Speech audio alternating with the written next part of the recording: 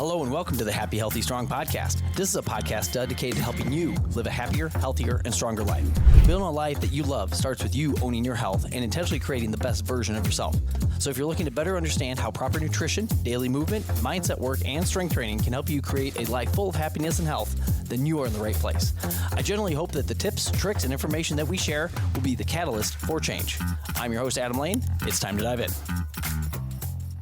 Ladies and gentlemen, welcome back to another episode of the Happy, Healthy, Strong podcast. Adam Lane here, flying solo today. Guys, I had this thought in my head. I had a friend.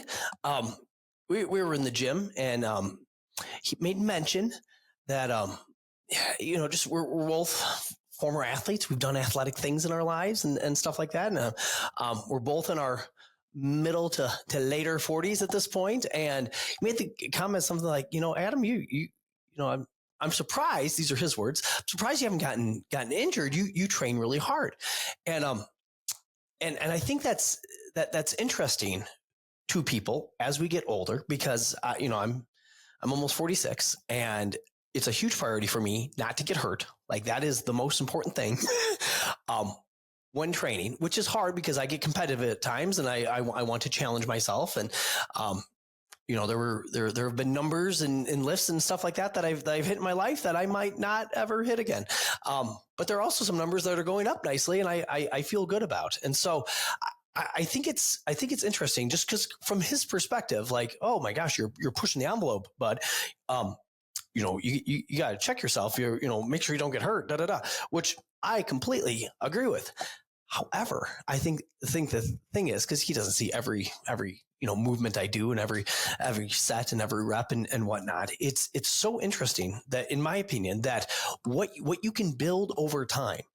Like, I think I started lifting when I was like in 7th grade. Not that I knew what I was doing, let's be clear, but like I was lifting in 7th, 8th grade, high school stuff, lifting. Again, not a whole lot of clarity and not like great programming or anything, but like if you find a plan and you follow that plan that is appropriate for you, where you are within your training, it will be extremely effective for you. Like, you will slowly and methodically get better and better and better and better and better.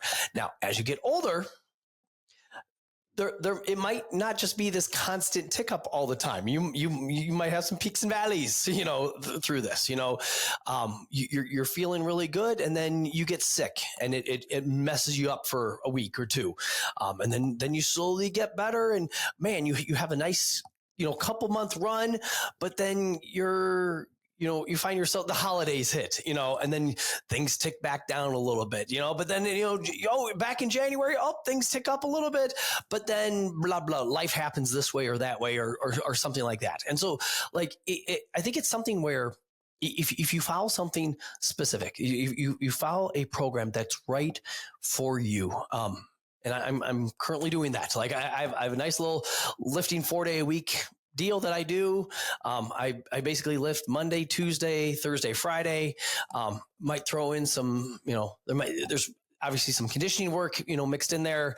I might do some extra random conditioning work on my own, taking the dogs for a run, or walk or something of the sort, but to keep the heart healthy, some bike sprints, something like that. Depends on what the week is and what my life is like. So, but man, if you follow a plan and you do things right, and you don't push it too much, and that's tough for me sometimes, because I do get kind of competitive and be like, oh man, I remember last year at this time I was squatting blankety blank.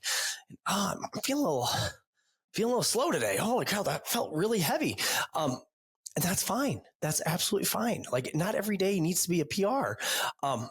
And to understand, like, I do a lot of lifting off of a feel at this point. Like, if it's just not feeling right, I'm not going to be, oh, I did it last week, or hey, I did it last month, or I did it last year. Hey, I did it when I was 29. No, that doesn't count. I'm going to lift how I feel. And if I'm building up to a heavy, set of 3, I might have an off day. Or I might have a day where I feel amazing and I can really do it, but I'm going to make sure that the form is on point, because I can't go hot and heavy and have my form waver a little bit. When I was 29, my form could waver and I'd bounce back and I'd be okay.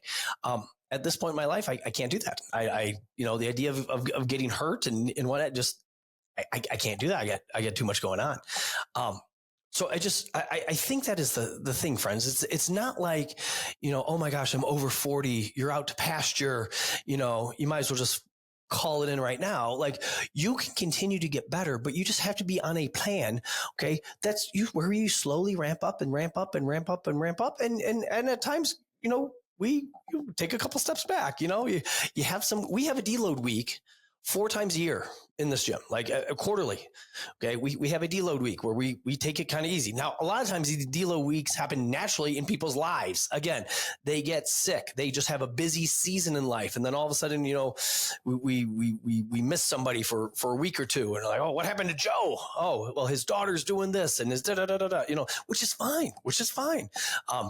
That's the old, natural deload week. But we take specific deload weeks just to make sure that, people stay happy, healthy, and strong through this whole thing too. Because you need those times where you reset and you back it off a little bit. And so I think it's a funny thing where I don't think that, like, oh, just because I'm at this age, like, oh, I can never do this again, or I can never do that again. Like, I mean, you could if you really wanted to, but understand that things might take a little longer. You might have, better days and less good days, but you just have to be smart with how you get there. And I think not only smart, but you just have to be consistent. If you want, I oddly enough PR'd my squat, at the age of 45 last year during the end of Squattober. And I squatted 425, which is not a huge number for a lot of guys. That can do a lot more than that, but like that's the biggest number I've ever squatted. It was on a safety bar too. Not even a straight bar, but I felt really good about that. But to get there was months after months after months after months after months after months of really, really, really solid training. Got into October, did a little Squattober program, and like popped off. It felt really good. In the same breath, that form, I felt my form starting to dip a little bit. I hit 405, felt perfect.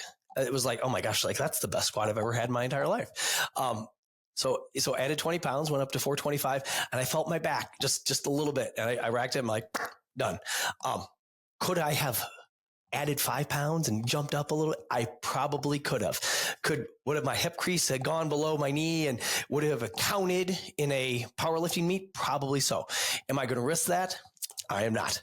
I just want to be strong, and I want to feel good.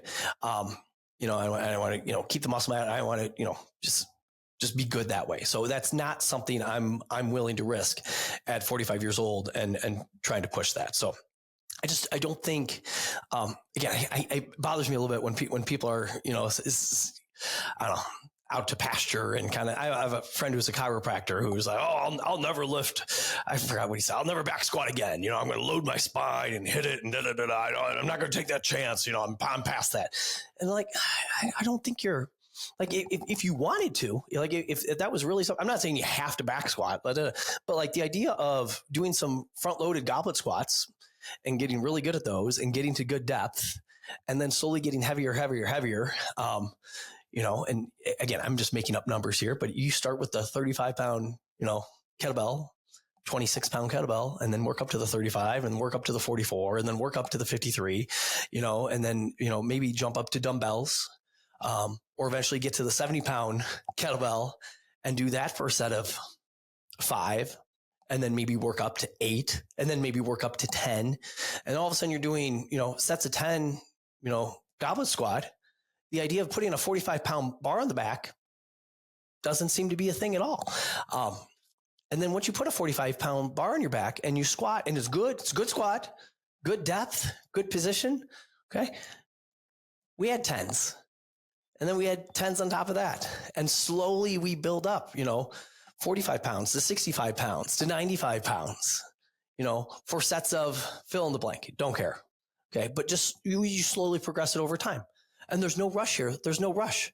And again, guys, I'm just talking to this, like, if you're an older population and you're trying to get back into it, we just had an awesome video come out that our Jim McKenzie did, for us, our media guy, with one of our members, Nicole. And she's just been insanely consistent she's a teacher and she shows up when she needs to, and when she's supposed to, for 2-3 days a week, and she gets her strength training in, and she feels great, and she's getting stronger, and all things are good. And you just follow that, and you just, challenge yourself. When you need to back off, you back off. You're going through crazy life stresses, you back off. You're getting terrible sleep, you back off. You get good sleep, push a little bit. You don't cross the line. You got to be smart with it, especially as you get stronger, especially as you get better. If there was a time where you were deadlifting 500 pounds and you're trying to get back to that, that's amazing. But just don't go from 315 to 500. Like you got to slowly titrate it up. So just, friends, this is just, it's just in my mind in the way of, again, my buddy telling me, oh, I can't believe you're not hurt. Like, what's there to hurt? Like, again, you're soft and progressive with it, and you slowly, go back to it. And many of you know this, but I blew out my wrist in jiu-jitsu a few years back, had to get surgery on my, scaphoid lunate ligament, which is not fun. And so I'm missing flexion and extension by quite a bit. And, I would love to get back to jiu-jitsu. I really, really, really enjoyed it. The issue ends up being is that every time I do it, my wrist is just killing me. And I'm okay. I'm borderline tough and I can do a little bit of pain, but say a lot of bit of pain. I'm really tough. But also I really enjoy the weightlifting piece because I can control the weight. I know what the weight's going to do. I can't always control what the guy, that I'm, going against is going to do. Okay. He might do something and catch my wrist and just put it in a position that I don't want. But if I know if I close grip bench with, the Kabuki, Cadillac bar, I know my wrist is in good position and it's going to feel really good. I'm not going to worry about it. And I can load it and I can challenge it. And I can push it a little bit and I can stay safe. So it's just, I don't know. It's just funny, friends, is that just as you get older, consistency is the biggest thing. I don't care how much weight you move.